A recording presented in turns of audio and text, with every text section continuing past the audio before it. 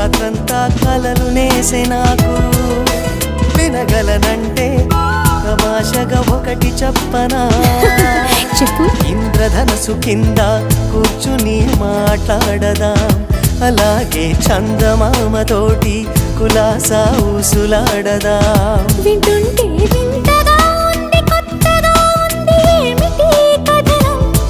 పొరపాటు కథ కాదు, గత జన్మలోన జాజిపోల సువాసనేమో. ప్రతిదినం నీ దర్శనం మరి దొరకునా దొరకునా, క్షణ క్షణం నీ అర్చనం ఇక జరపనా జరపనా.